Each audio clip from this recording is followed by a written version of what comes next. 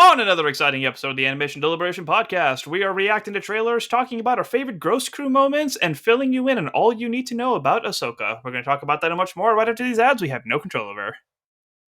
Sing along if you know the words. It's animation, deliberation, conversation, and a celebration of our favorite action animated series. Yeah, yeah, yeah, yeah, yeah, yeah, yeah, yeah, yeah. Nailed Yeah, it! totally. Welcome back to another episode of Animation Deliberation, the podcast where we take action animation and cartoons seriously, but not too seriously.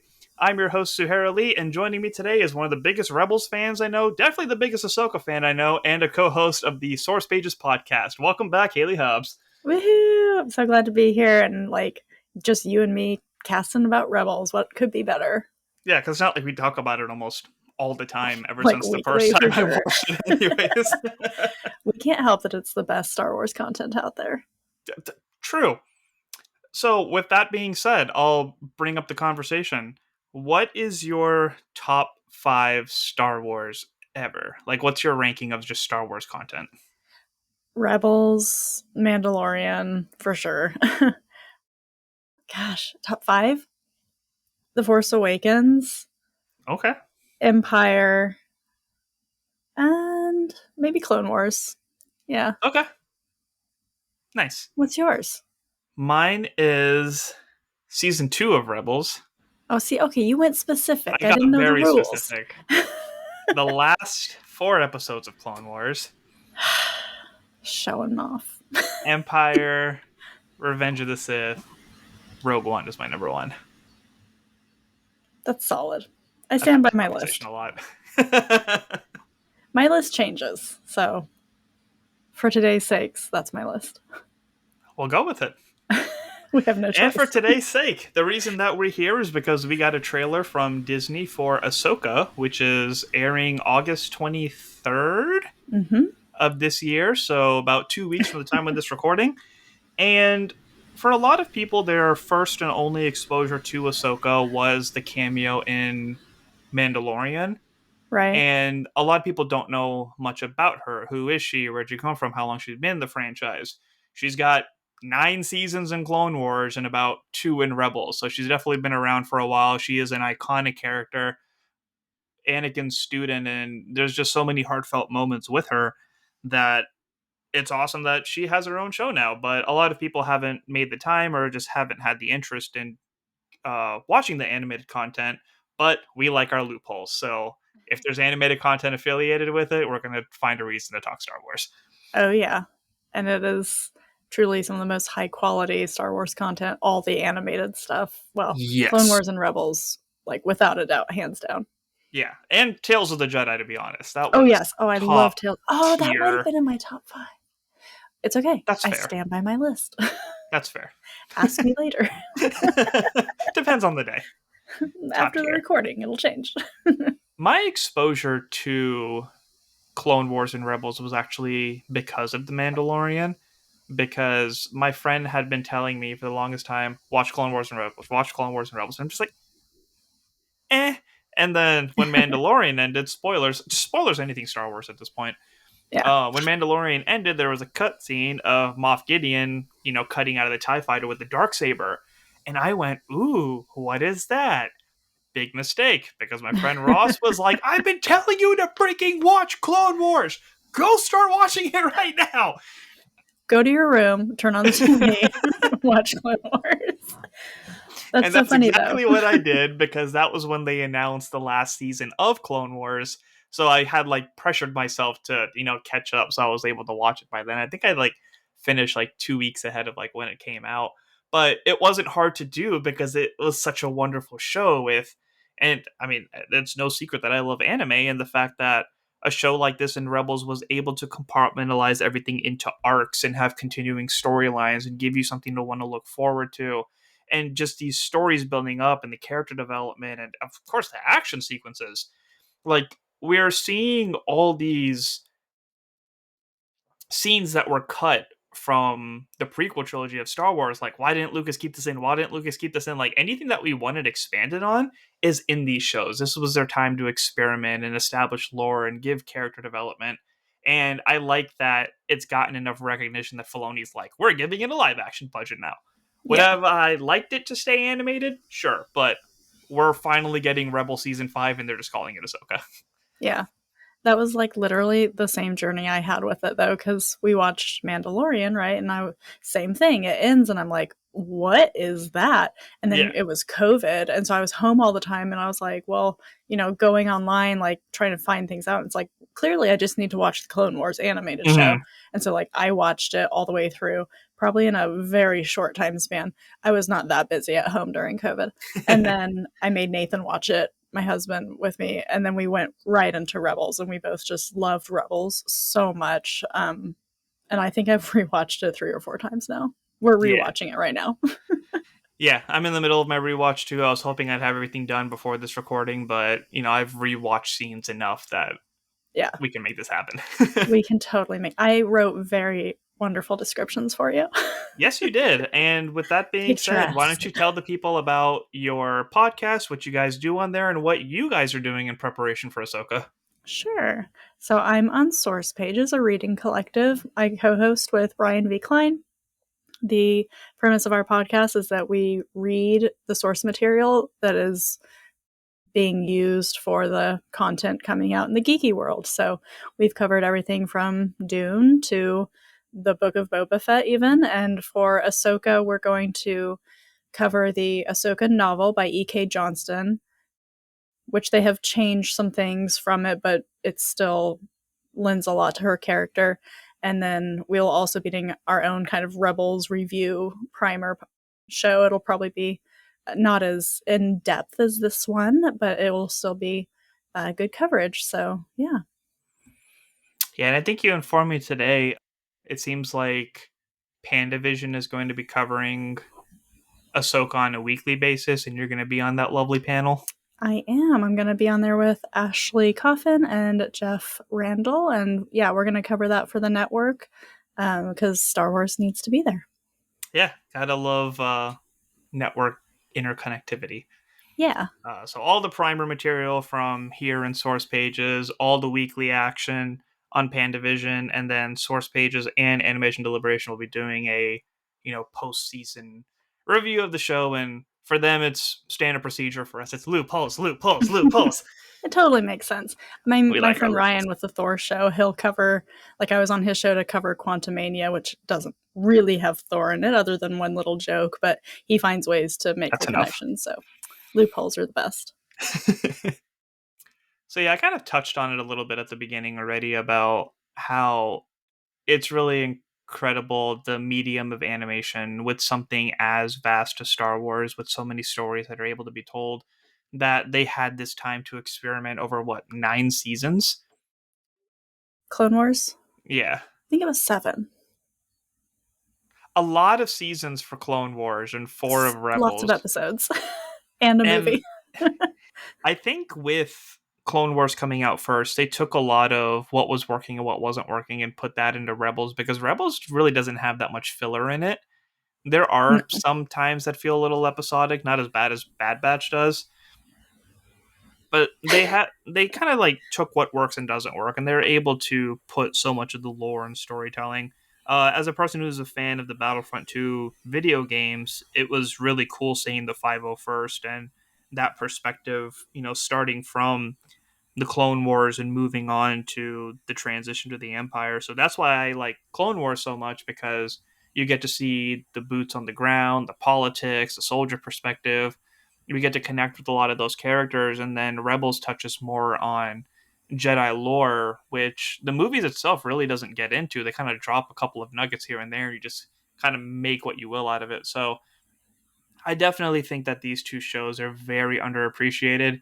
If you guys are listening to this, I highly suggest that you watch it.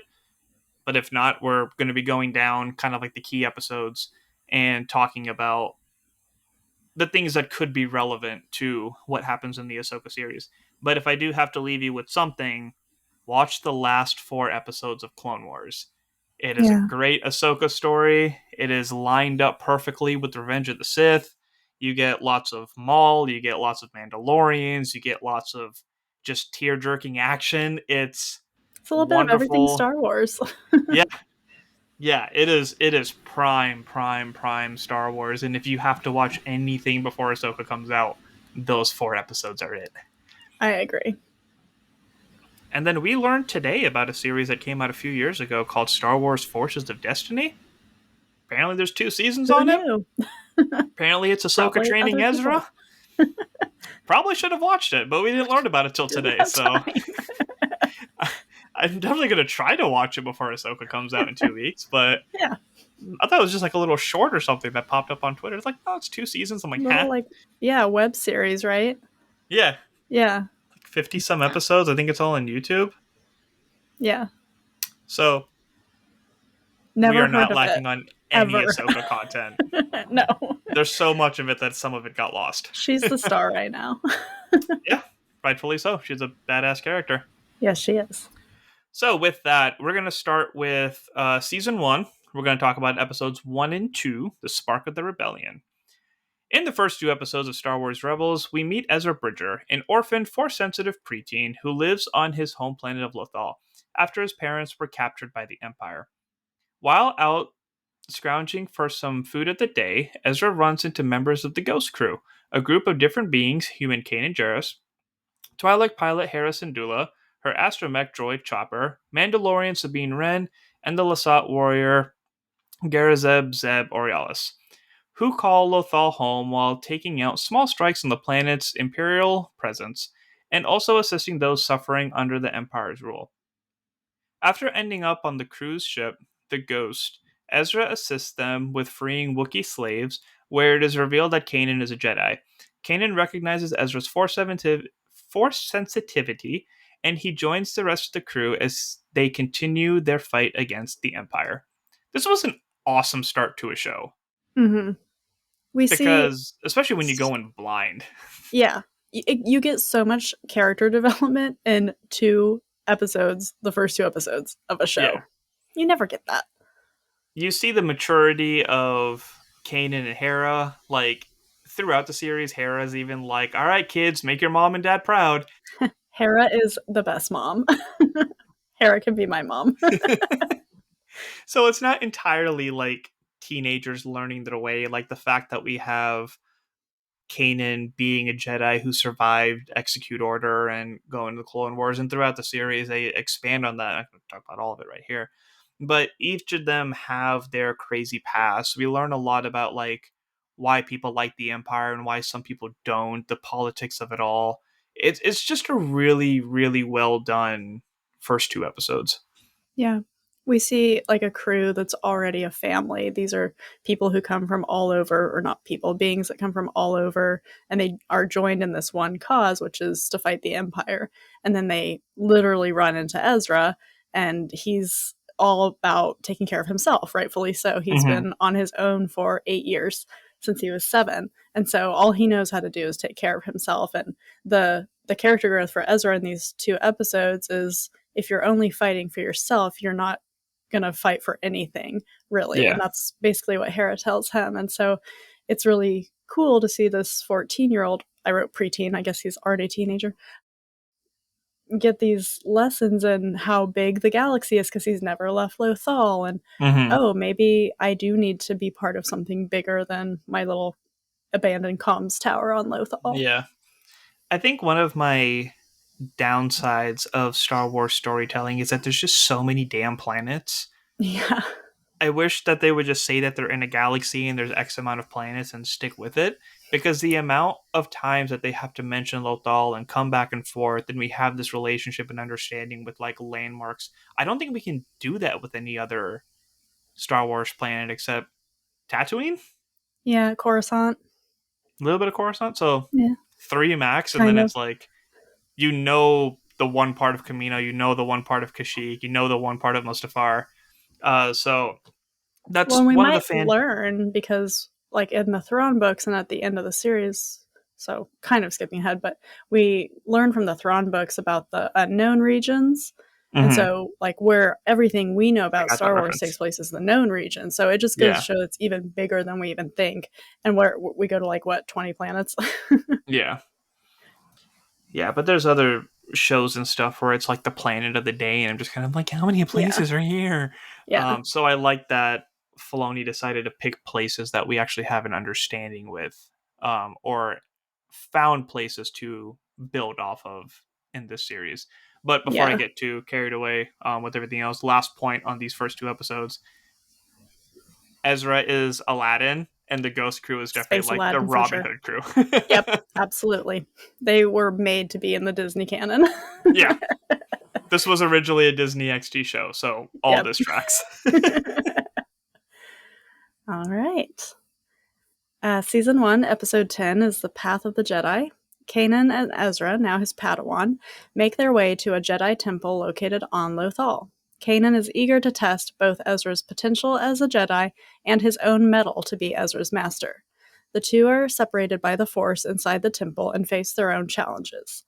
Guided by Jedi Master Yoda, Ezra confronts his fear of abandonment, which is manifested through visions of the Grand Inquisitor, an agent of Darth Vader who is hunting remaining Jedi and Force-sensitive beings. Ezra and Kanan both pass their tests, and Ezra is rewarded with his Kyber crystal and builds his own, rather unorthodox, lightsaber. This was such a cool episode because it's taken stuff that we got from the original trilogy Yeah, and was just able to find a way to expand on it and make it something part of Jedi culture and be able to make more around it. Because we saw that part when the Jedi were like a foreign concept, and now we're coming back to where it's like there's people who still know the practices. So the fact that they were able to not only have consistency but have wonderful storytelling that added to like the culture of the show was just fantastic to see. yeah. And we bring in a fan favorite, Yoda, to Yeah. mentor Ezra through this first like force challenge that he goes through, really. Mm-hmm. And it's such a good way to anchor the audience in the episode because everybody knows who Yoda is. Yeah, and his just wisdom throughout it all, because it's not just Ezra's trial, but Kanan has to basically rot away if Ezra can't get through. So the fact that Kanan's able to recognize Master Yoda and have a lesson in his own with him as well is something that's very heartfelt. And something else that we didn't talk about in the first two episodes is the way that it ended with Obi-Wan's message.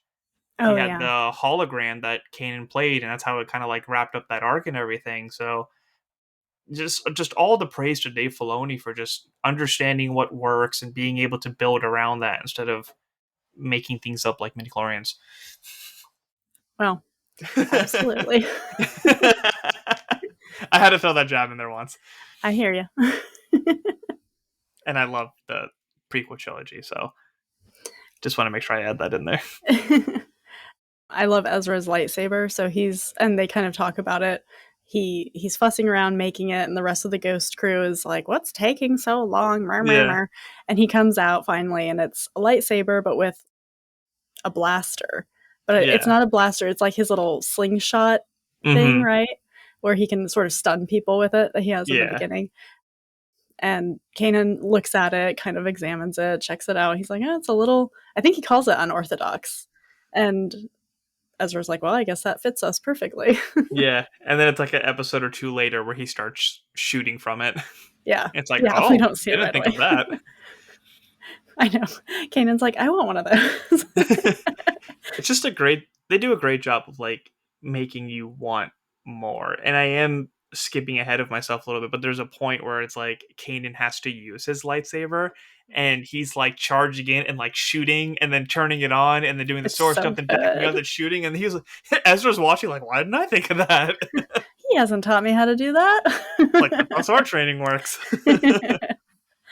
I love it. Yeah, we have a couple of teenagers in my Filipino martial arts class that own sparring grade lightsabers, and we've been doing projects where they're watching scenes from Rebels and Clone Wars and live action Star Wars, and they're trying to like reenact some of the fight scenes. So like I help them break it down, and we use it with the sticks and stuff before they bring in lightsabers.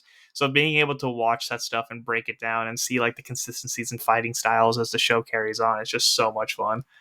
Is the Maul Ahsoka duel at the end of the Clone Wars one of them? That hasn't made it there yet because they're struggling with single stick stuff. Oh, I mean, okay. one has a staff and he does a They'll really get good there. job of it. So the one with the staff, they've tried doing Qui-Gon and Obi-Wan versus Maul, Yeah. but one of the ones that they wanted me to do, I think it was Vader versus Kanan and Ezra. Oh, yeah. That's a good So one. they wanted me to be Vader for that. Yes. You have his lightsaber. And speaking of Vader, let's talk about, my it's on my top 5, season 2 of Yes. Rebels. So we start Let's do off with episode 1 and 2, The Siege of Lothal. Just got chills thinking about it. it. The opening episodes of season 2 see the Ghost crew, and especially Kanan and Ezra, hunted by Darth Vader and his Inquisitors, which includes an oppressive Imperial presence on Lothal. As the heroes are smuggled off-world by Lando Calrissian, they meet with another rebel cell led by former Jedi Padawan Ahsoka Tano. Ahsoka has been providing intel to various rebel cells under the disguised transmission of Fulcrum.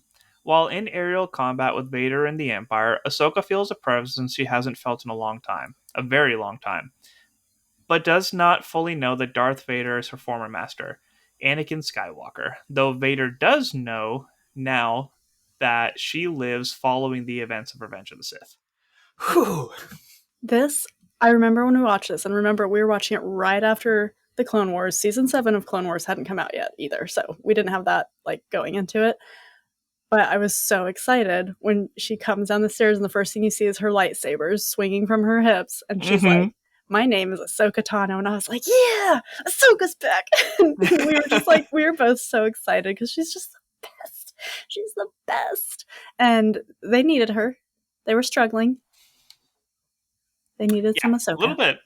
bit. Especially because Vader is menacing as ever. Like, they actually got Yeah.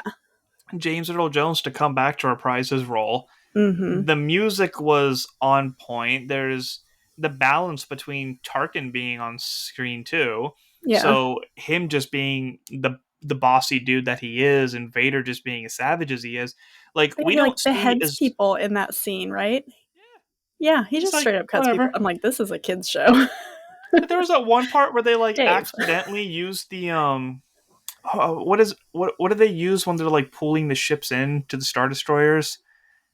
The gravity wells? Yeah, but I'm forgetting the word they actually use. But they like accidentally capture Vader and Yeah. they let him go, Oh, the and tractor Ghost. beam. Yeah, the tractor beam. Thank you. So Ghost Crew gets away and just kind of like, oh, don't worry, like we'll be fine.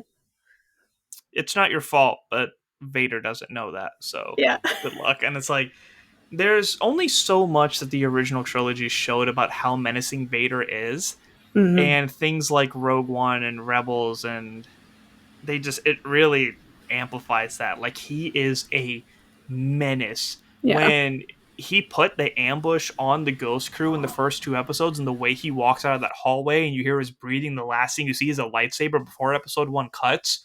Yeah. Oh my god, was that good? Yeah. It's just And you so get the fear from Kanan and Ezra, who can both sense his presence, and they're like, mm-hmm. it's cold and it's scary and it's dark. And he's at his most savage, like at this point, right? Yeah. Yeah. He's a badass. Yeah. And a lot of fans will often look at this from a viewer perspective and be like, oh, it's only been 5 to 7 years and the Jedi haven't been gone that long. And how do people not remember? And how do people not know? And it's like, we just talked about how but they keep making up planets. Like, this world is Right. huge. It's not like everybody was running into a Jedi all the time. And for all anyone knows, like, Anakin could have been a victim of Order 66. Like, Obi-Wan and Yoda were the only ones that really saw like who he actually was. Mm-hmm. So to anybody else, it's like you just have this Emperor Palpatine, and then this you people can't even talk about Vader unless they're stormtroopers, because anybody that Vader sent out to find is probably dead before they could ever tell the tales about him. Yeah. He's just truly Palpatine's assassin, and you only know him if he's going to kill you, or if, I mean, there's the rare chances where you get away from him, but he's just Mm-hmm. his puppet. And so, and plus most of the like Imperial fleet and stuff are, they either think he's like a kook, like he's crazy, Yeah. or because of his, he follows this weird religion, or Hmm. they're just scared shitless of him. Yeah. Like propaganda really goes a long way because people are rooting for the Empire. They think they have an advantage. They think they have a lead. So it's like, oh, the Emperor says that, we have this guy and the Jedi are dead and we don't have to worry about them anymore. Like, sure. Like, what reason do they have not to believe them? Right. So I think a lot of fans just kind of need to like turn off the viewer perspective and just kind of like understand the perspective from the world because it definitely goes a long way when you do. I agree. And the second half of this episode, where Vader being as menacing as ever, he's like, "Prepare my ship," and it's like, I don't understand. He's like, "Well, they're about to get fucked up," is Yeah. basically what Vader just said. Well, you'll never understand anything again, so Yeah, it's and fine. it's like, oh, why does he have a Tie Fighter against our whole fleet? It's like because he's Anakin freaking He's the Skywalker. best, That's why. the best star pilot in the galaxy. Yep, and oh my god, why did Hera? Excuse me. Hera's pretty good, but she was even struggling for a while. She was like, "Yeah, we need Hmm. to get out of here like now. We She's like, cannot who is this sustain guy? this." The end is chilling too, where Vader goes to Palpatine. He senses Ahsoka's presence, and he Hmm. thinks that Ahsoka's dead until this point. And he goes to Palpatine, and he says the apprentice of Anakin Skywalker lives, and they're kind of like, "Well, now we have to take care of that." And I'm like, I was like, Yeah, maybe thinking she was not going to make it through this series. yeah, and there's all that dialogue of Anakin Skywalker is dead and Vader is a Hmm. whole new person, and it's just a mission. Uh, Yep, I love let's that they move on. explored that I in want to talk about Obi-Wan so much. Kenobi. I want to talk about so much. Let's We keep will. going. Okay, Season 2, Episodes 3 and 4, The Lost Commanders and Relics of the Old Republic. Knowing the rebel cells need help, Ahsoka dispatches Kanan, Ezra, Chopper, Sabine, and Zeb to locate her former clone captain Rex, who now wanders the planet Selos with Commander Wolf and clone commando Gregor. Kanan's fear of the clones, who turn on their Jedi generals during Order 66, manifests in anger. Equally mistrusting, Wolf betrays their location to the Empire.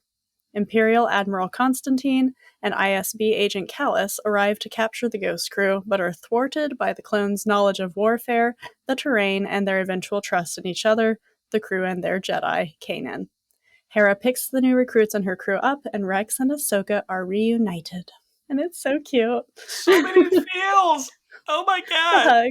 The huggy bugs. Because Rex was her dude. She was like, do we know how old she was when Yoda drops her off in the Clone Wars movie? She I mean, was a she's like baby.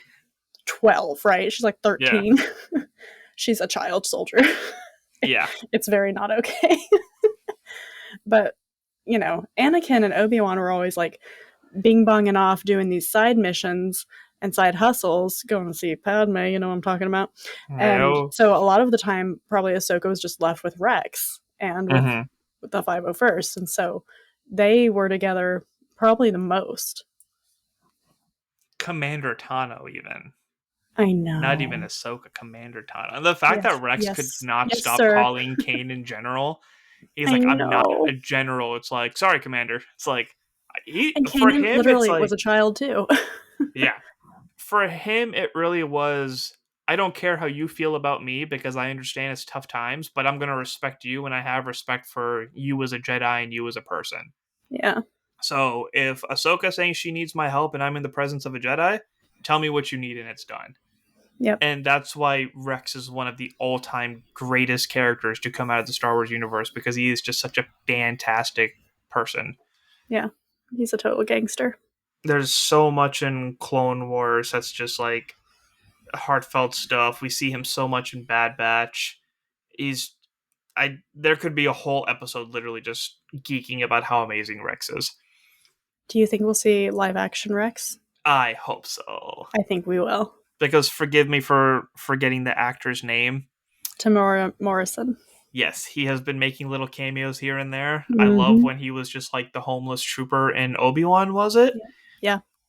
So they could 100% shave his head and give him a little gray beard and have him pop in. Like, I I'm need not it. going to be disappointed if they don't, but they have no reason No, not to either. I totally just need it. Just I, because. I will cry. I will Yeah. cry. And because Well, this is all after Indoor and stuff, so maybe, maybe not. I don't know. We'll Yeah. see. Yeah, he might be just like really old at this point. Yeah, he might be dead. He's really old in this. But I love how much they shit on stormtrooper armors, and Yes. How when stupid the they are. AT-AT walkers come in, it's like it's only got 4 legs. How's it Yeah. gonna stay up? Yeah, they're like living on an old, is it, what are they in the Like Clone a Wars? Republic tank. Yeah. And they have like 6 legs. They're like these weird, like giant beetle looking things, Yeah, they're but like that's what lower they to the live on. ground. Hunting Zupas. Yeah, Jupas. with poor Zeb as bait. It's like Just, they love the taste of it. they're I think like, it's a texture thing. It's like, what do you mean texture thing? I love that. I love that they all And, come together, and the scene where they're being hunted by Callus and Constantine's such a tool. But Callus is yeah, actually smart. He's not, which is why he's in the Imperial Security Bureau, not just on a Star Destroyer. But yeah. you feel, because it's like all this wind and this dust storm, and it just feels claustrophobic. And it's like, well, I wouldn't know what to do, but those guys know. They know their Celos planet, and I love when they win. Of course Which they do. fantastic job to the animators for Yeah, giving us as the audience that sense of claustrophobia. It's like we always assume that the heroes are going to win, but it all comes down to emotion now, where it's like you know what's going to happen, but you're still sitting there like, how are they going to get there? What's the next step? Is it actually going to yeah. work? Are they going to get stomped? And of course, they really weren't going to make it. That's when they have to rely on Kanan, and Kanan has to have Yeah, trust in them and in himself to use the Force to get them out of the situation. and trying to give Ezra the confidence, like I think you should go. I was like, nope, we need 2 Jedi to do it. You're in this Yeah, too. Ezra And takes the then the shot. way that Rex gives him the helmet and was like, "You're gonna need this," and he's just like, "Man, I want this in my collection too." Yeah, he's like, this is And vintage. I think this is the first time Kanan tells Ezra about Order 66 because they go into the chips, and that's when Rex is eavesdropping. He was like, "Yeah, I already got mine out. Hmm. I wasn't part of that, but I understand what you're going through." And then in the first episode of Bad Batch, we actually get to see Kanan Yeah. live through watching his master die and run away from Hunter. Heart wrenching. Animated stuff is so good. Why don't people Oh, understand? All right, so that is the extent of my current rewatch. all right. So So the rest of apologies it, if we're all I flying slip up on blind. details now, but We need Kanan to guide us. we're still moving through. It'll be great. I'm with the force. The force is with me. With the force. The force is with me. All right, episode 18, Shroud of Darkness. As the Inquisitors continue to hunt Ezra and Kanan, they, along with Ahsoka, take refuge at the Jedi Temple on Lothal in an attempt to find answers and take danger away from their crew. Each of them have a vision. Ezra communes with Yoda, who tells him to find Malachor, a forbidden Sith world. Kanan is confronted by a Coruscant Jedi Temple guard, who is now the Grand Inquisitor, to beware of Ezra's temptation of the dark side and dubs Kanan a Jedi Knight. Ahsoka grapples with her guilt regarding Order 66 and also understands that Darth Vader is Anakin Skywalker. As the Inquisitors close in on the temple, visions of temple guards battle the intruders, and Kanan, Ahsoka, and Ezra escapes. Two things that I want to see on a future Tales of the Jedi episode. Grand Inquisitor as a temple guard. I Yes. see more about temple guards, period, because we do not get enough of them. No. And they're cool. And more of the Mandalorian that was a Jedi. The first one. Yeah.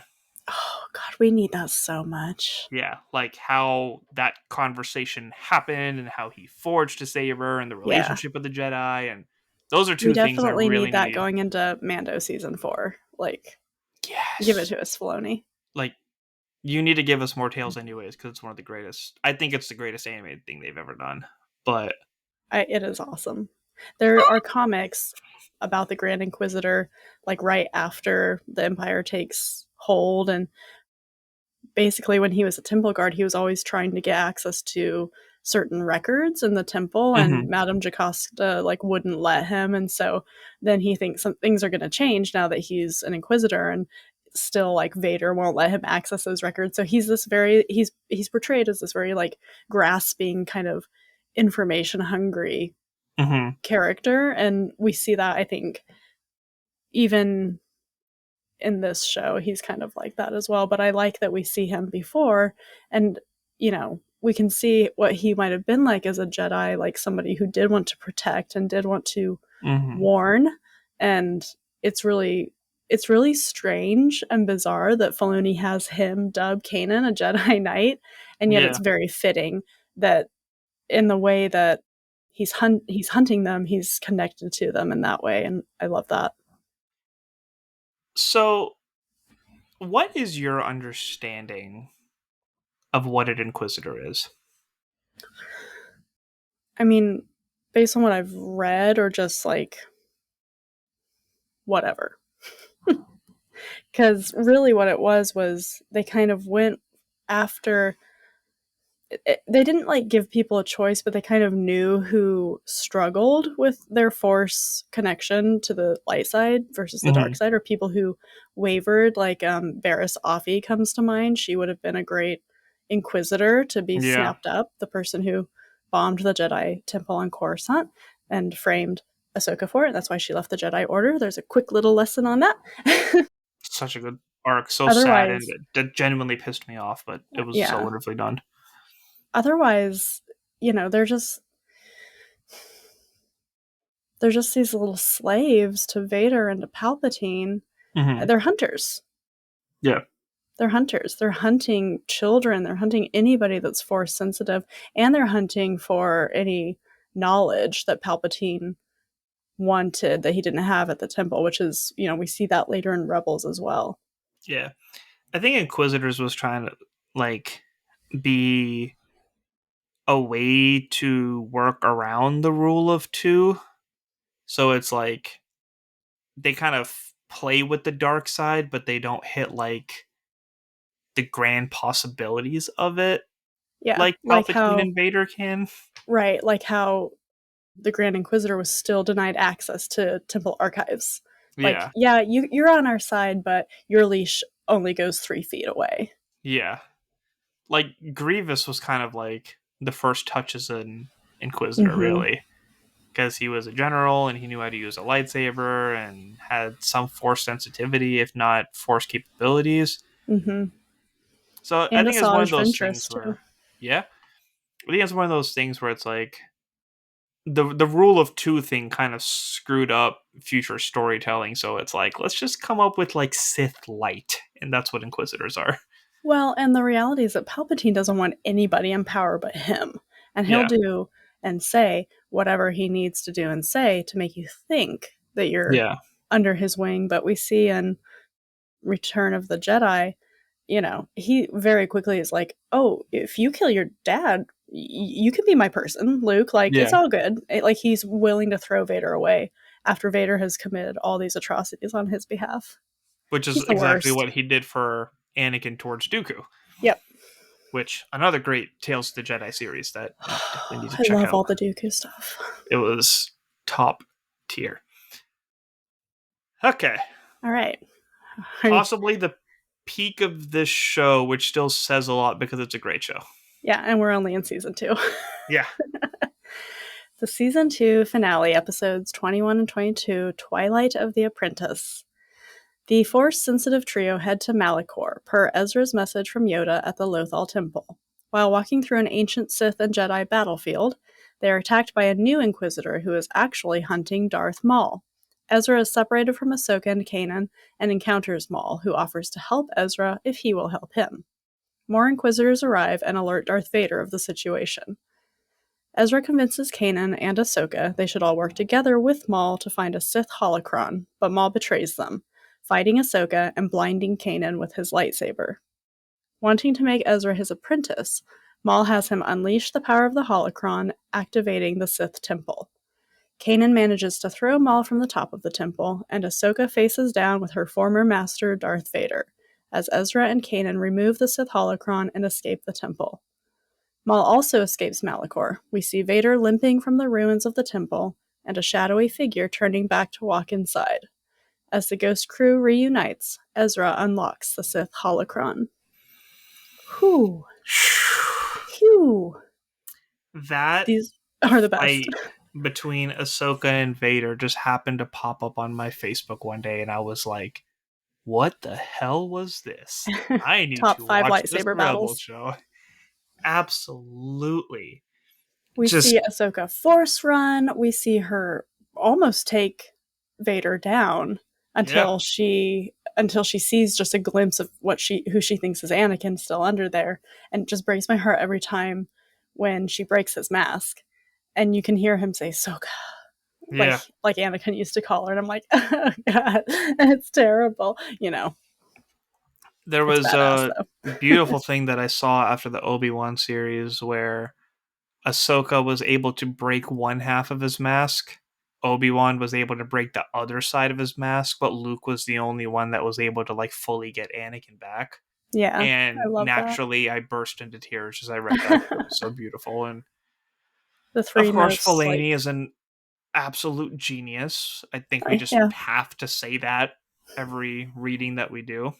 Mm-hmm. But at this point, like Clone Wars wasn't done, so we never even had Mm-hmm. the conclusion of Ahsoka and Maul before this came up. So for her to Yeah. be like, "Oh, it's you again," so the fact that they were actually able to make that last fight scene with Ahsoka and Maul again, top 5 Yeah, lightsaber battle. Oh my absolutely. god!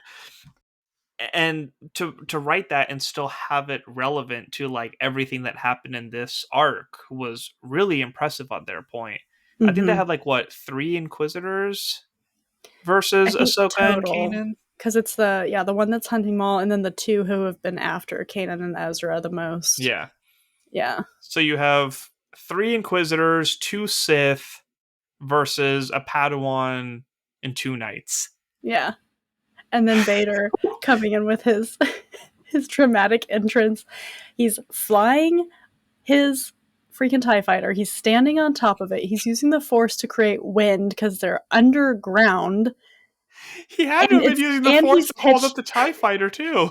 And he's pitch black, so he's turned off his like chest panel and stuff because he needs He's to like drum holding his math. breath. Yeah, so I'm like, he's like willing to kill himself for the theatrical moment that Like he my had in heart's his not beating, brain. but I look awesome. Did that look cool? Like, yes, it did. Like that should have been Ahsoka's moment of like, yep, that's my master. Right. Well, she did know by then, and she probably was like, yeah, that reeks of Anakin. Like I was at 90% sure before. We're definitely at 100 now. Oh, we showboating? Hey, Anakin. Yeah. Ugh, so many Yeah. iconic things in these 2 episodes.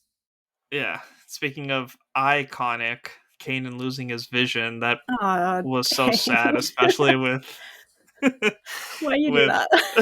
because I was about to say it anyway. So it's like the word eyes is already like on the tip of my tongue, ready to go. I'm just like, I'm gonna be awful now. Yeah. This was these 2 episodes alone are why Worth the season price of 2 of Rebels admission. is my top 5. Yeah. Worth the Yeah. price of streaming. Whatever it is. Yeah. And if you didn't know about Maul, so we're reintroduced to Darth Maul after he was cut in half by Obi-Wan in The Phantom Menace. We're Mm-hmm. reintroduced to him in the Clone Wars, and he's been just like festering and growing stronger in the dark side of the Force with his hatred, and he has this obsession, of course, with Obi-Wan Kenobi, and we'll see that come to a head later on in our analysis. Maul and Savage versus Palpatine. Sick. Top Jedi fight. Oh Absolutely. my god, I I was not love ready when for that. The Palpatine fact that unleashes like that. he's just laughing and having a good time, just whooping both of these guys. Yeah. Like, not even Palpatine breaking with a double sweat. sabers. Ooh. Yeah. Oh, it's so good. Another reason animation is so good because like you don't have any limits of like, oh, the CGI looks cheesy and we need the stunt doubles for this, and the main actor can only do X, Y, and Z, but we want them to do the stunts. And it's like, can you imagine how much longer Palpatine versus those 5 Jedi and Mace Windu like should have I been? know. But, Ian McDiarmid was like, I'm old. I love it. Unlimited acting. All right. Moving on to season 3, episodes 1 and 2, Steps into Shadow. In the beginning of season 3, we see a changed Ezra. His hair is shorter, and so is his temper. It's been 6 months since the event of Malachor, and we learn that Ezra is utilizing the Sith holocron to set up his strategy and skills. Kanan, still struggling with his blindness, confiscates the holocron and meets Bendu, an ancient Force user who is neither Sith or Jedi. He helps Kanan adjust to his loss of sight, and Kanan leaves the holocron with him, then flies from Rebel Base to assist Ezra on his latest mission. Lothal's Imperial Governor Arinda? Mm-hmm. Arinda Price requests the Seventh Fleet under the leadership of Grand Admiral Thrawn, as she insists that the rebel threat needs greater response. I don't know who I love the introduction of more, Bendu or Thrawn, because both of them were phenomenal characters with great dialogue, awesome storytelling. Focusing on Bendu first, we talk about how much the show emphasizes the lore of the Force and the relationship between the Jedi and Sith and with the Force. So for him to be a being that's like, I don't know all this light and dark shit that you're talking about, like this is just here. What we Yeah. do, this is like a way of life. This is a synergy. This is something that just exists. This is what we exist with. Yeah. So that perspective and that dialogue between him and Kanan is just amazing. Yeah. I love Bendu. He's, or whatever they are, we don't know. Voiced by Tom Baker, who was one of the doctors in Doctor Who, and gives us this season 3. We get into all the crazy. We start to really delve into Filoni's mind of the Force, like you were saying, and he's got some very out there and cool ideas, and we see a lot of them at the end of the show. And Bendu is one of those things, but it's he's like, I am not this, I am not this, I am the middle, and he stands very true to that. And Kanan needed somebody to guide him. It doesn't have to be one way or the other. And Kanan was already kind of that way, just given his history and his background. He didn't necessarily hold super fast and true to either light or dark side, in my opinion. But he needed to be reminded of that after going through this traumatic experience with Maul. Yeah. Yeah, he was basically being taught how to use the Force and the general concept of the Jedi Order. Then it was up to him to just have like his own opinion. That's how factions and sects of religions come to be. Yeah. So the fact that he has this Jedi Order that he was raised on, but then seeing his Padawan edging on the dark side because of his temper and because of what happened, and then him having to need to have his composure to guide Ezra, but needing to have this outlet, like Bendu could not have come at a better time for him. Yeah. Bendu was the therapy, the better help that Kanan needed. And which planet are they? Because this is when they like establish a new base that wasn't Lothal. Yeah, this is when they're on Chopper Base on the planet Atalon with the creepy spiders. Chopper. Chopper How have we Base, not because talked about Chopper found Chopper it. at all yet? Chopper, my favorite little murder droid. Mm-hmm. I'm gonna definitely see what his body count is in Ahsoka. Yeah. Yeah, Dave I always Filoni say he has the always, personality of a cranky old war vet. yeah, Like Dave Filoni Gran always said Torino R2D2 type. is a dog and Chopper is a cat. Yeah. Even the episode where they meet for the first time, because we get like a 3PO and R2 appearance, he just starts beating the shit out of R2. I'm just like, what the heck, dude? Chopper's the worst, but in the best way possible. Wah, wah, wah, wah. And you can always like understand what he was saying, because Filoni like read his lines and then they just murmured it. It's so good. Is that actually what they did? That's awesome. Yeah. That's amazing. Filoni, you damn genius. And then Any Thrawn. quick thoughts on Thrawn? Thrawn is sick. Thrawn has the best fleet in the galaxy. Thrawn has the best uniform in the galaxy. Excuse me. Nobody else has a white uniform. Yeah. One Thrawn would say is that his scary. uniform is very grand. It's what? It's grand. It is grand.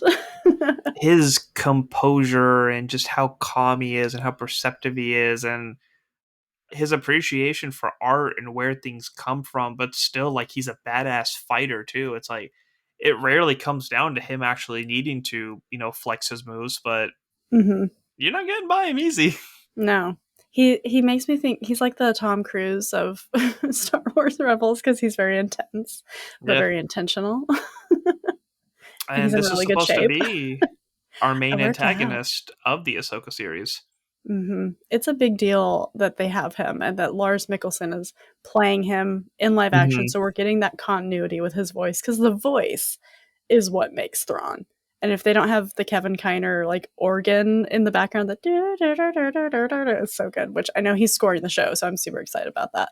I don't know. They That's just good to know because I cannot skip the end credits ever Mhm. because that music is just so freaking beautiful. Yeah, no, yeah. Kevin Kiner is doing it. I'm so excited that he gets to do it. And what was the name of the song that we love so much? Twin Moons from season 2? That I love so much. Maybe Well, both of us. the one oh you mean like in the last episode? Like when they've come back from Malachor?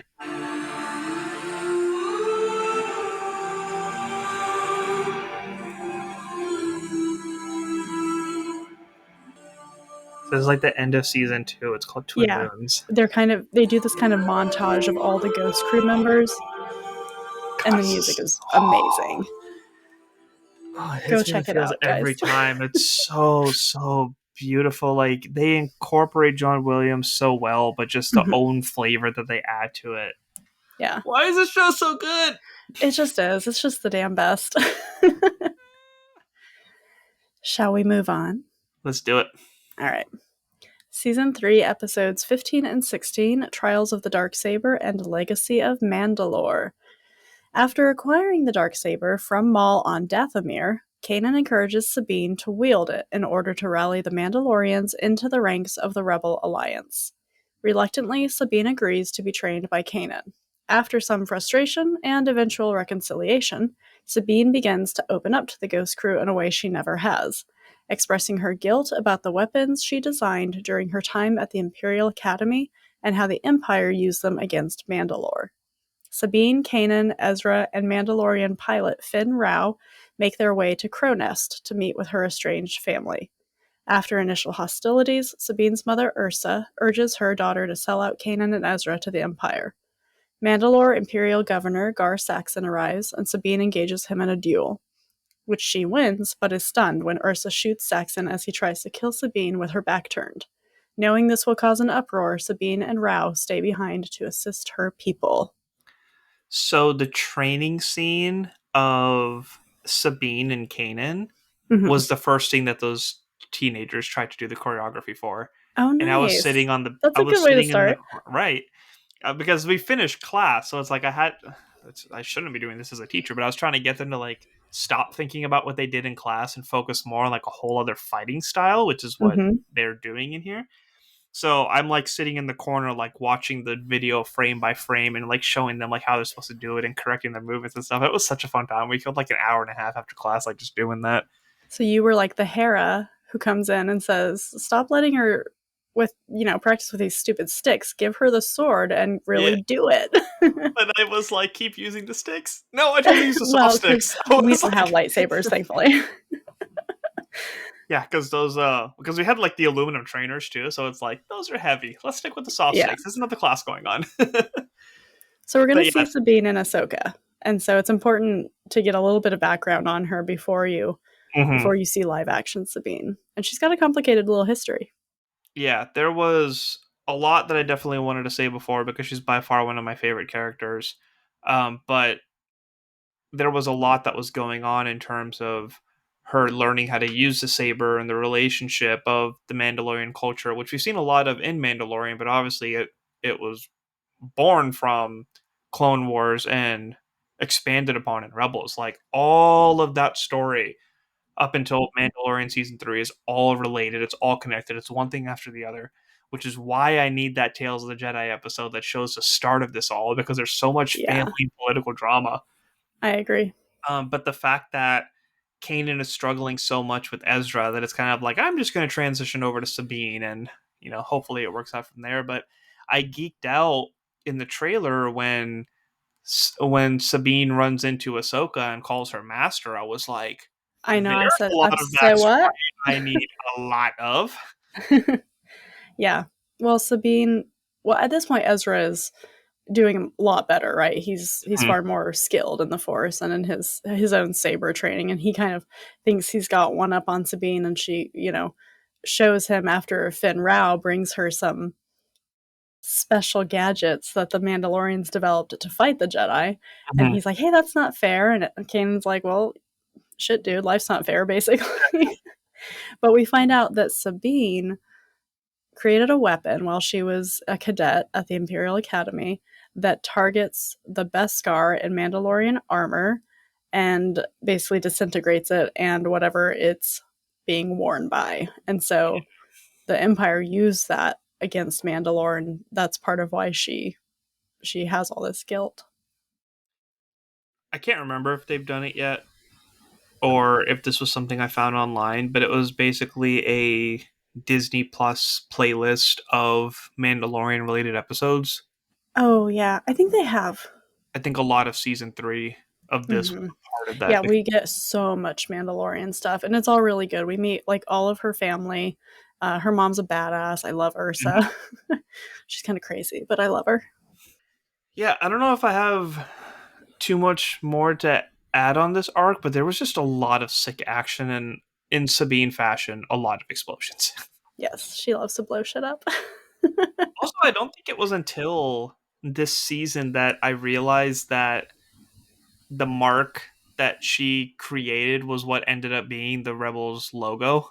Hmm. Because The like the Phoenix. Phoenix, yeah. Yeah, No, so cool. I've been meaning to like buy that sticker to like put it on my bottles and stuff from Redbubble, but the fact that I mean, we talked about in season 2 how there was like these rebel cells and the concept of the rebellion as a whole hadn't been yet. It's just these small little factions of people who don't like the empire. So this Yeah, show really is the birth of like everything coming together, which leads up to like what Luke joins one day, which is what, like yeah. 7 years later from here. Oh, I'm gonna say the wrong number if I try to guess. We'll look up a It's like timeline. 5 or 7 years, something like that. Yeah, we Yeah. even see Mon Mothma in this series. We see her being taken to the Rebel Alliance to start really bringing everybody together. So lots of cool name dropping. All right, so we got two more arcs for season 3 and two more for season 4. So episode 20, Twin Suns. Ezra Ooh. suffers a Oh, vision of Maul. oh, sorry. I forgot that I just went. We're I was excited. like, I want to do Twin Suns. I'm just kidding. Do you want to? No, I can't wait to talk about it.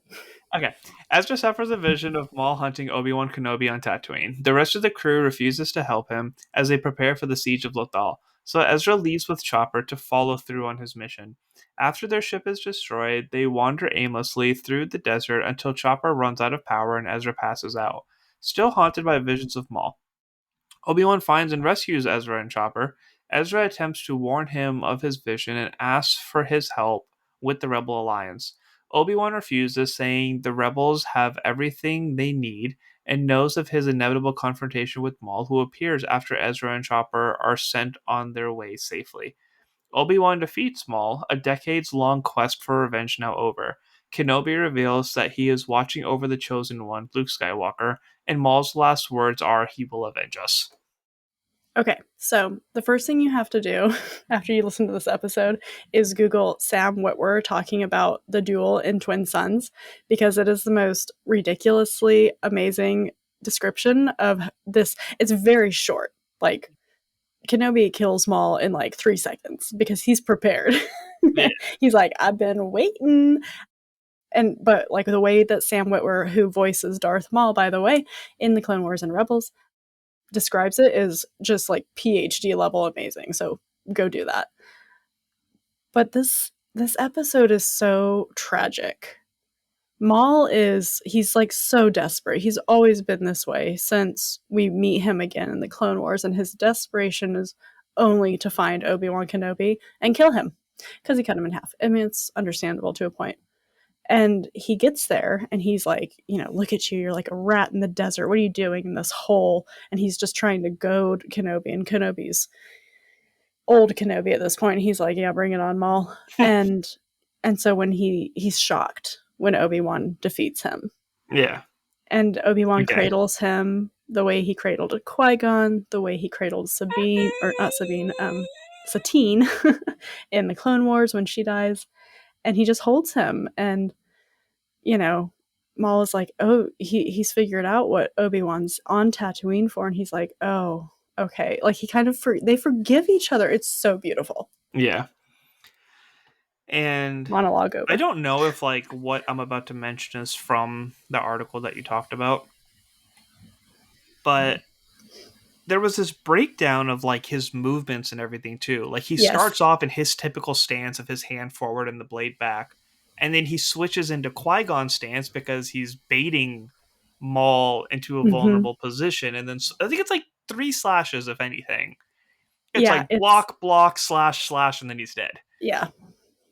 So the first time I saw it, again, I hadn't seen Rebels at this point. I was just scrolling through Facebook. I will have to say that I was like a little disappointed because it was so quick. Right. But then, like, once you watch the show and appreciate it and just have an understanding for just how big all of this was, like, literally decades led up to this.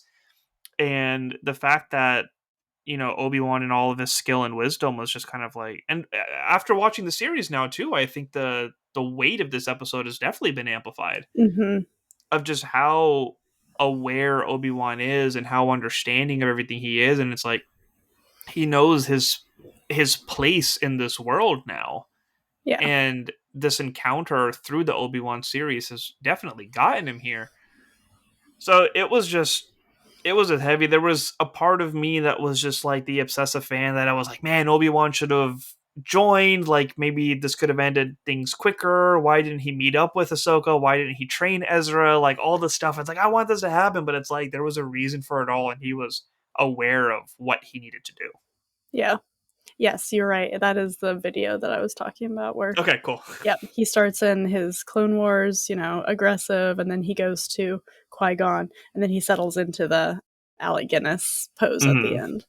Ugh, it's the best. So there's a little teaser, but definitely, Watch Sam while we're talking about it, though. yeah. He's a He's a little more huge Star detailed. Wars nerd. Alrighty.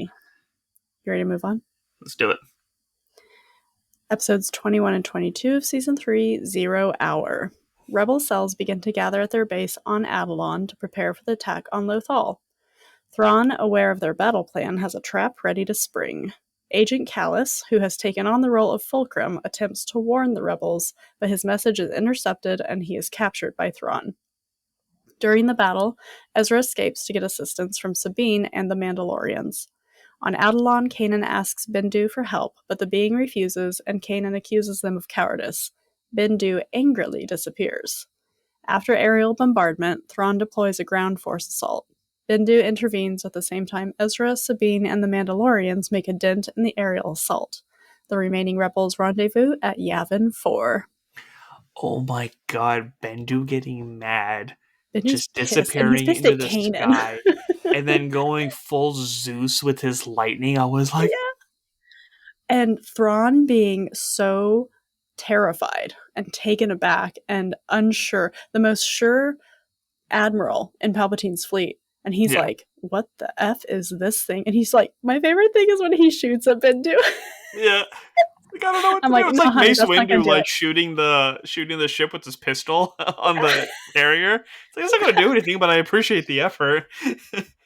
Like Nick listeners, if Fury. you have not watched Rebels, I cannot stress enough how composed of a character Admiral Thrawn is. Yeah. So for him to show anything more than a smirk Yeah. is, he is terrified.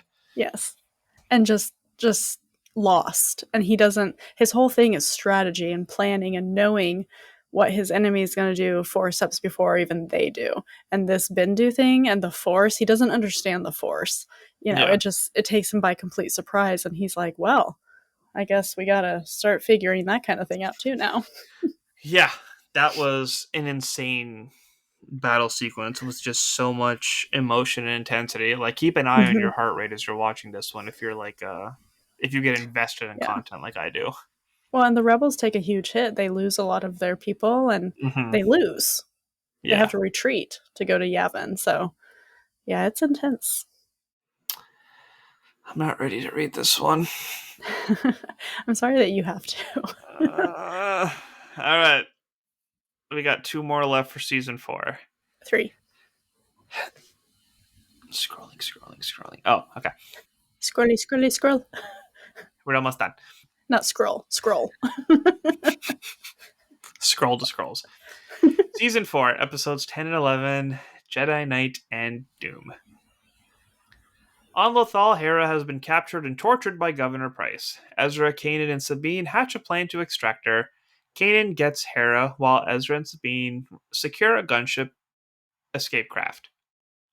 While Kanan and Hera wait to be picked up in the fuel depot, Price orders her troops to blow it up. Ezra and Sabine rescue Hera, but Kanan is left as the only barrier between the explosion and his friends. With one last gift, the Force allows him to see Hera before explosion envelops him. Governor Price covers up her blunder with the victory parade while the Ghost crew mourns the loss of their Jedi. A Loth Wolf communes with Ezra and tells him to go back to the Jedi Temple on the planet. This makes me cry so hard every time. I'm not okay just reading that. It's because it's awful. Because it sucks. That was one, it's like, I was in absolute shock watching him trying to hold back this explosion. When the episode ended, like, I just had to turn off the TV and just, like, have a quiet moment to myself because everything was just so perfectly done. Yeah. They hurt us. They hurt us real good. Yeah. And it's trauma. It's special, though. I mean, we see what amazes me about Kanan is, like we've said, he lost his master during Order 66, and he's still a child. He's probably maybe Ahsoka's age when we first see her. Maybe he looks a little younger, and so he's a very potent Jedi to have not been trained as long as he should have been. And to be at this point, this ultimate sacrifice, he's holding back this incredible force, and he's holding the Ghost crew back as well. He pushes them back with the force to save them, and it's he becomes the embodiment of what a Jedi should be, which is to save and to sacrifice. Yeah, and it's amazing. Also, Loth wolves are cool. So cool. Dave I Filoni can't wait loves to see wolves. that in live action. Ooh, you Them think we and will? the cats. Oh, I love the little Loth cats. They're so cute. They have weird teeth, like human teeth. It's gross, but it's cute. Yes, we miss our friend Kanan. Yeah, and every time, like, they keep dropping him in other animated series. So in Tales of the Jedi, he's sitting on the bleachers while Ahsoka's taking her test. In Bad Batch, like we mentioned, we see Execute Order 66 and how his master dies and him running away from Hunter. So it's beautiful how they continue to honor him. And I will cry when they name drop him in the series because I'm sure they will. Yeah. And we should give lots of props to Freddie Prinze Jr., who voiced him in the show and did a amazing job. And I got goosebumps in The Rise of Skywalker when I heard Kanan's voice in that monologue to Rey at the end. And he gets the last words that are, "In the heart of a Jedi lies her strength." I'm gonna cry. I'm about to say, I see you watering up a little bit. I am. It's so good. It's so damn good. And we can reveal now that his real name is Caleb Doom, and that's why the episode is called Doom. Shall we move on? Let's. All right. Episodes 12 and 13 from season 4. Wolves and a Door. Wolves and a Door, and a World Between Worlds. The crew, aided by the Loth Wolves, discover the Imperials have staked a claim on the temple. A team led by Imperial Minister Hayden are attempting to unlock the temple's secrets. Ezra and Sabine decode a mural featuring the Mortis gods, and Ezra uses the Force to unlock a secret door. Just as he escapes into the temple, Sabine is captured by the Empire for questioning. Ezra wanders a void between space and time until he finds the scene of Ahsoka's battle with Vader on Malachor. Before Vader can deliver a killing blow, Ezra pulls Ahsoka into the void with him, changing her fate. However, Emperor Palpatine locates them and attempts to capture them both. Ezra and Ahsoka escape through different portals, and he closes the doorway. The temple collapses as Hera, Sabine, Ezra, Zeb, and Chopper escape. Ezra receives closure knowing that if he had tried to alter Kanan's fate, he and his friends would have perished too. So you sent me an article today that both of us laughed. You were mad at it. I was laughing at it It was because it was stupid. poorly written. Way to And go, poorly written. screenwriting. But I will say, because of my burnout with time travel and multiverse and all that stuff, that was one part that was kind of like if this show is an 8, I think that scene kind of brought me down to like a 6, if Okay. anything. Just showing that it's still great because they were quick with it, they wrapped it up, and it's something that Star Wars hasn't revisited, and Mm-hmm. I'm hoping they don't. But time travel stuff is just kind of like a little bit of a cop out. But it was cool to see how Ahsoka survives. But it is followed up with an incredible scene of Palpatine talking to Ezra, and Mm-hmm. how like he comes up as like the nice old Emperor Senator Palpatine that we knew from the prequel series, and then how he changes into Palpatine and just his anger and destroying everything, and just like he's trying to like flirt him into joining into the dark side, and then Yeah. just goes like berserk when he declines. So that was just really, really, really. That was like, if this show's an 8, and that brought me down to a 6, that shot me all the way back to like a 9 or a 10. So the world between worlds stuff, and Brian had brought this up to those of the guests we're going to have on our show about how that's a big contentious point with Star Wars fans. And I was like, I actually never even thought about it. Like, I never thought that it would be used or abused in a way to rewrite stuff Hmm. from the past. And I don't think with Dave Filoni at the helm, who is an absolute acolyte of George Lucas, I don't Yeah, think it's going to happen. yeah. I think it's going to be like the threat of it existing is always maybe going to be something unsavory people are trying to access, but Hmm. they can't, kind of a thing. Like, I think that Yeah, might be part of the Ahsoka show. Like, Balin and Shin are trying to access it. Ahsoka's keeping them away from it. yeah, Who knows? Maybe not, but yeah, I had just never even thought of it like as being a bad thing. yeah. Now it really is just a result of my burnout that I was just like I didn't think, like I said, like the show was great no matter what, but that was probably just like a small low point for me because it was Yeah. like, so that's how Ahsoka escapes. But the fact that they even like you mentioned this in your write up, that they brought up, it's like Ezra doesn't go to save Kanan because there's consequences to that. So that that kind of adds to what you were saying about Ahsoka protecting this from the antagonist, that they understand and they've mentioned that like they don't even use this because if X, Y, and Z were to change, like who knows what could happen. So I do like that this is something that they're just like, okay, we used it once, we are staying away from this. We Right. cannot allow anybody else to do it. We will never revisit it ourselves. So at We least used it they to save put Ahsoka that. because she's a Dave Filoni character. Yeah.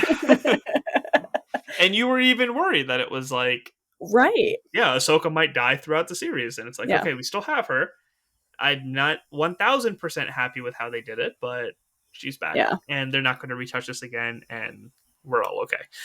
But it is cool. So back to our Twilight of the Apprentice breakdown, and then we say there's a shadowy figure walking back into the temple. Hmm. That's Ahsoka going back Yeah, through the portal after Ezra saved her. And I think that's cool. yeah, because they just knew all along. It was part of the plan. It wasn't a cop Yeah. out. It was Ezra all along. Long. But yeah, this is more of that Filoni weird.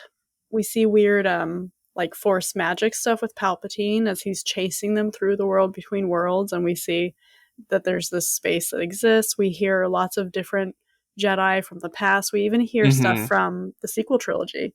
Like, we hear lines of dialogue from those movies, so it's very cool. And it looks cool. Yeah, it's aesthetically very pleasing. Oh yes. It has a different look. It's almost like It has like that Tron look, and then Ezra Yeah. and Ahsoka kind of look very out of place there, but that makes sense. Hmm. Yeah, they really were just like animators have fun, Yeah, and they they delivered did. as they typically do in these series.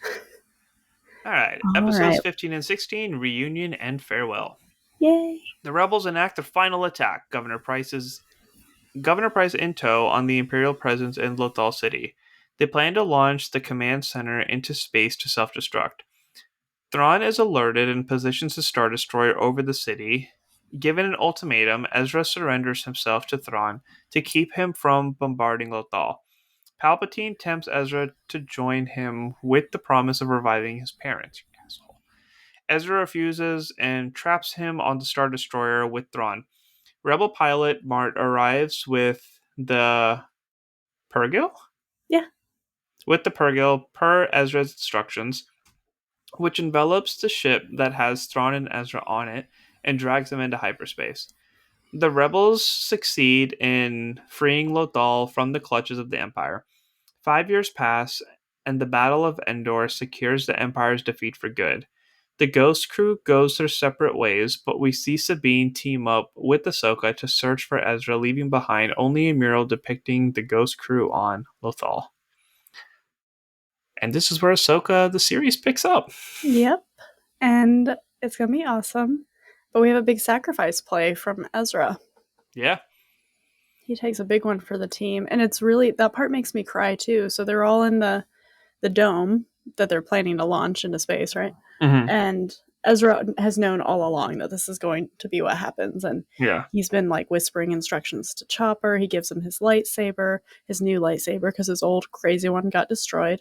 Mm-hmm. And He has Sabine an sees orthodox all one. of this. Yeah. Sabine sees all this, and they just have this kind of relationship now where she understands what he needs to do. And so she lets him go. She distracts everybody else while he leaves. And it makes me cry because it's like you're allowing your friend to go to what you are pretty sure is death or a fate worse than that. But that's how committed these people are to their mission, to their plan for freeing themselves from the Empire, and it's very noble. Yeah. Especially after just losing Kanan, but like the love that he has for his home and the rebellion, and we see so much of Sabine's past and why she's doing what she's doing. I was low key hoping to see her in Mandalorian when they retook Mandalore, but it's okay. Yeah. Maybe she'll get to visit, or Bo-Katan Maybe will we'll just make see a her little in the next cameo. season. Yeah, just a lot of great storytelling, and the article that you hate was even talking about it's like, oh, it's so dumb how they kept it loose-ended. It's like, well, we're getting the Ahsoka series because of it. Screw that article. It's the worst. Like, It was a Screen Rant article, y'all. Go look at it and write some hateful comment on it because it was just terrible. but it was just such an interesting thing to bring up where it's like a lot of series do not know how to wrap up a show.